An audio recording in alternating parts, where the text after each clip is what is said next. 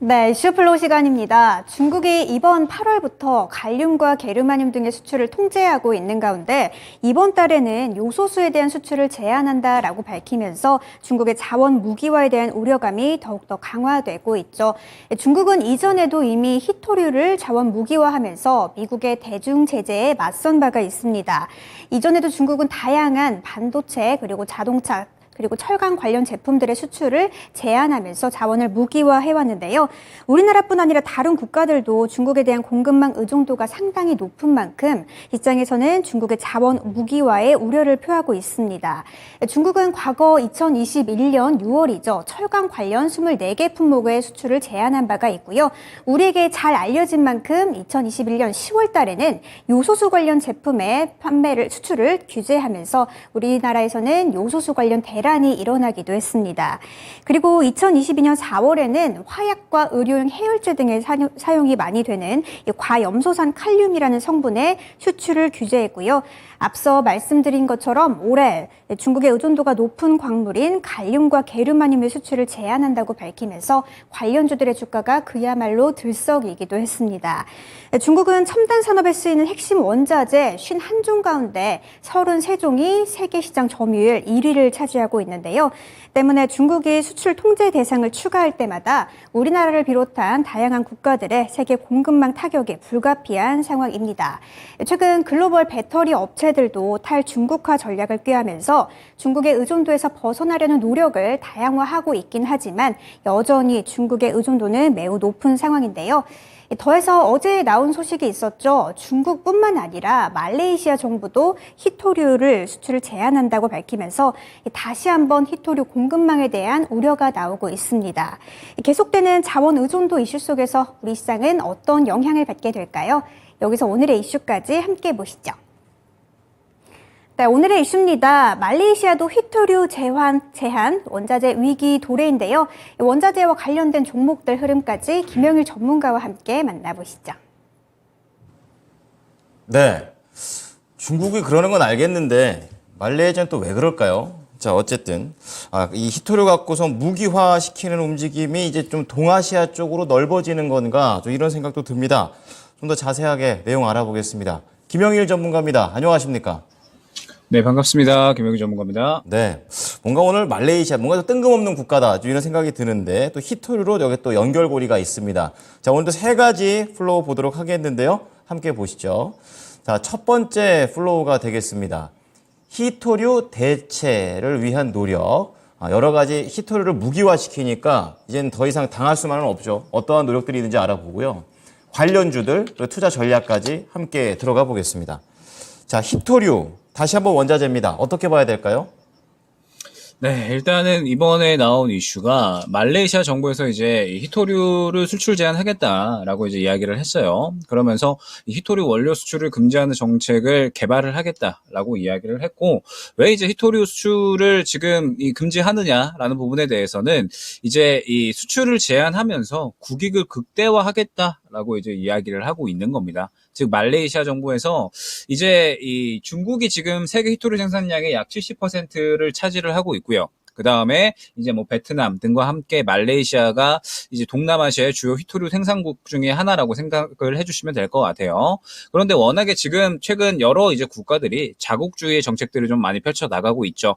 아무래도 이제 우리나라 먼저, 우리나라 우선에 이러한 정책을 펼쳐내고 있고, 그러면서 이제 이 말레이시아 같은 경우에도 히토류를 이용을 해서 국익을 조금 늘려나가겠다라고 이야기를 하고 있는 것 같습니다. 이번에 이제 이 말레이시아 총리가 이야기를 한 부분이 자국의 히토류 산업이 2025년 국내 이 GDP의 약 3조 정도의 규모로 기여를 할 수 있을 것이다라고 이야기를 했고 7천억 개 정도의 일자리를 만들어낼 수 있을 것이기 때문에 히토류를 수출 제한하면서 오히려 이 부분에 대해서 또 이 국익을 그리고 이제 이 국가 GDP를 늘려 나갈 수 있는 그러한 방안으로 이야기를 한 거다라고 생각을 해주시면 될 것 같아요.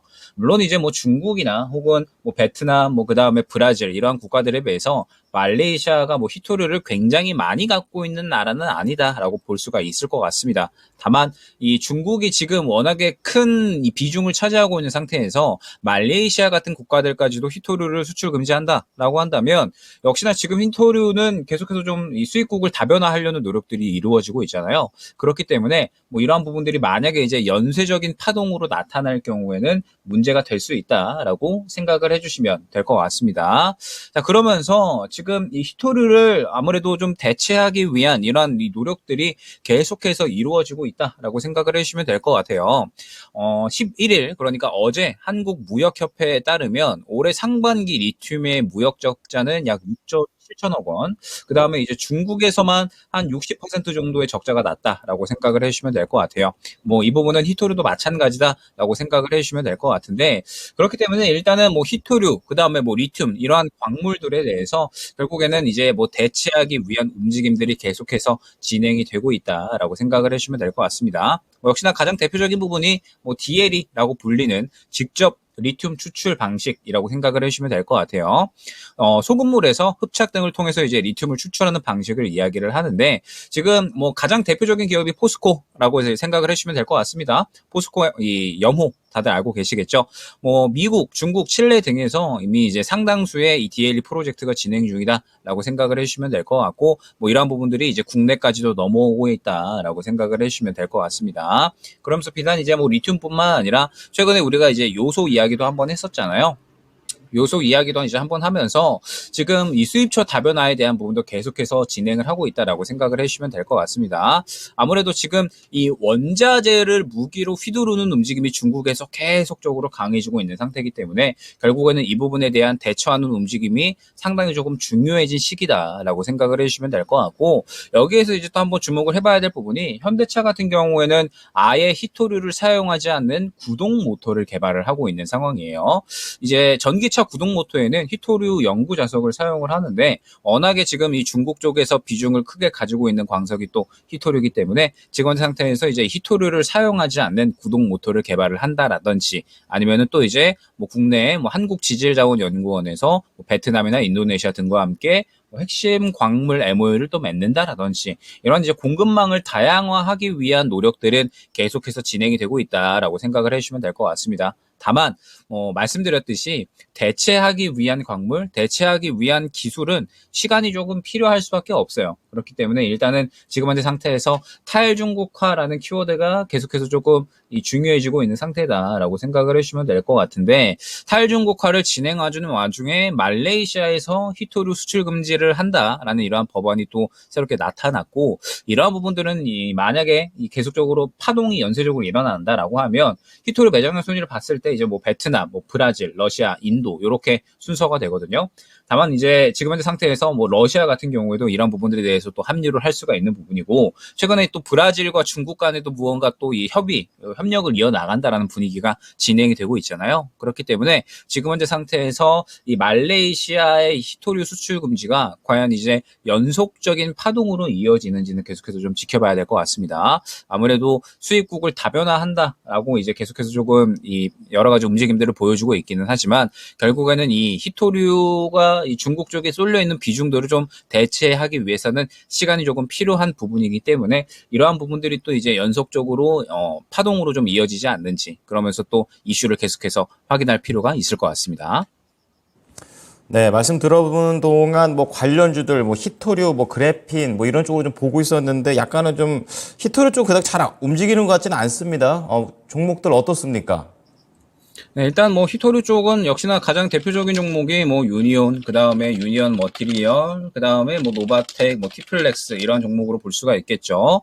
지금 현재 이 히토류 관련주들은 그렇게 이제 움직이고 있는 구간은 나오지는 않고 있어요. 뭐 그 다음에 뭐 RF 머티리얼즈 같은 뭐 갈륨 게르마늄 종목들, 그 외에 이제 뭐 요소 뭐 관련된 종목들도 최근에 한번 크게 움직임이 나왔었지만 지금은 그대로 다 움직임이 죽어버렸었죠. 뭐 그때 당시에 뭐 비료 관련된 종목들이 일제히 한번 상승이 나왔었는데 뭐 지금 현재 상태에서 뭐 바로 다 차익 실현 물량이 나와버리고 지금은 이제 쉬어가는 흐름이 나타나고 있습니다. 아무래도 지금 현재 원자재 관련된 종목들은 전체적으로 흐름이 죽어있다라고 봐야 될 것 같아요. 리튬 관련된 종목들도 마찬가지죠. 그렇기 때문에 지금 현재 상태에서 이제 해석을 해볼 만한 건 유니온 차트를 통해서 한번 상세하게 이야기를 할 수 있을 것 같습니다. 같습니다. 최근에 워낙에 이제 이 미중 갈등이 조금 심화되다 보니까 히토리 관련주들도 어느 정도 반응이 나오기는 했어요. 다만 반응이 나온 구간을 봤을 때 딱 7,000원 정도 구간까지만 반응이 나오고 그 다음에 바로 차익 실현이 나오는 모습을 확인을 할 수가 있었죠. 보게 되면 7,000원 구간 위로는 마찬가지예요. 유니온 같은 경우에도 매물대가 상당히 두터운 모습을 확인을 할 수가 있습니다. 매물대가 상당히 두텁다라는 뜻은 결국에는 이 예전에 들어왔었던 수급 대비해서 그 정도만큼의 수급은 들어와 줘야지 이 앞선 구간의 매물을 삼켜내고 올라갈 수가 있다. 라는 뜻이 되는 거거든요. 그런데 지금 현재 상태에서 유니온 같은 경우에는 보게 되면 최근에 들어왔었던 수급이 그렇게 크지 않다라는 모습을 확인을 할 수가 있죠. 미중 갈등 심화에 따라서 어느 정도 이제 이 히토리 관련주들이 집중을 받기는 했지만 이전 구간의 매물을 뚫어낼 만큼의 힘은 들어오지 않았다라는 뜻이 됩니다. 즉 그 정도의 관심도까지는 지금 현재 시장이 쏠려 있지 않다라고 해석을 할 수가 있는 거기 때문에 조금 더 직접적인 언급이 나와 주어야 될 것 같아요. 히토리 같은 경우에는 중국 쪽에서 아예 이제 히토리를 더 제재를 한다라든지 그러면서 히토리를 아예 이제 무기화해서 더욱더 이 심하게 견제를 하는 이러한 이제 행태들이 나왔을 때 히토리 관련주들은 조금 더 집중을 받을 수가 있을 것 같고요. 그러면서 분명하게 또 수급적인 부분으로 티가 날 수밖에 없겠죠. 그렇기 때문에 일단 지금 현재 상태에서 시장은 당장에 이 히토류 쪽이라든지 희귀광물 쪽으로는 그렇게 관심을 가져가는 것 같지는 않습니다. 그런데 아직까지는 지켜볼 만한 단계는 아닌 것 같고요. 언제 이제 지켜봐야 되느냐라고 하면 수급이 한번 이 정도 구간까지 치고 올라오면서 앞선 구간의 매물을 또 어느 정도는 소화해주는 움직임을 보여주어야겠죠. 소화해주는 움직임을 또 어느 정도 보여주어야 그래야지 또 추가적인 상승이 가능한 거기 때문에 아직까지 히토류 관련주들이나 혹은 이제 지금 당장의 미중 갈등 관련해서 이야기 나오는 종목들은 지켜볼 만한 구간은 아닌 것 같습니다. 때문에 조금 더 직접적인 언급 이런 이야기들이 나올 때까지는 조금 더 이제 보수적으로 봐야 되는 섹터가 아닌가 생각이 됩니다. 자, 오늘 장에서도 여러 가지 봐야 되는데 히토류하고 미중 갈등은 조금 제외해 놓도록 하겠습니다. 그럼 마지막으로 투자 전략 정리해 주십시오. 네, 일단은 말레이시아에서까지 이 히토류 수출 금지를 한다. 그러면 결국 이제 우리나라 같은 경우에는 수입국 다변화를 계속해서 시도를 해야 되는 상황이잖아요.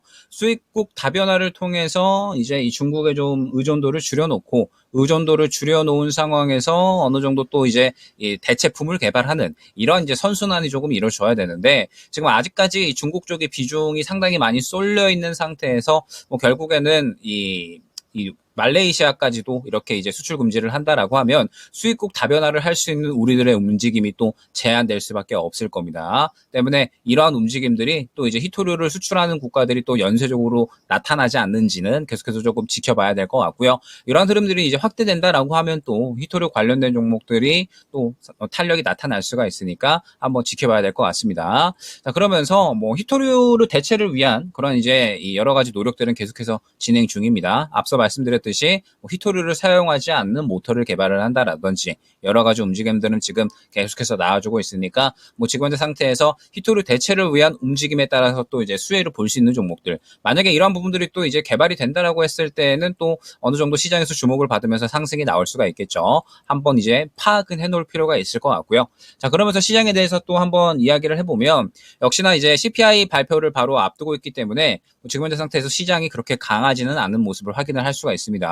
그러면서 오늘 시장이 굉장히 또 약하다라고 생각이 되는 게 상한가를 들어간 종목이 한 종목도 없어요. 상한가 들어간 종목이 한 종목도 없는 상태에서 종목별 순환도 상당히 약한 상태다라고 생각이 되거든요. 아무래도 내일 CPI 발표를 앞두고 있기 때문에 그렇다라고 생각을 해주시면 될 것 같고 CPI도 이번에는 조금 반등할 걸로 이제 예상이 되고 있어서 지금 현재 상태에서 이 CPI에 대한 눈치 보기 장세는 진행이 되고 있다라고 봐야 될 것 같습니다.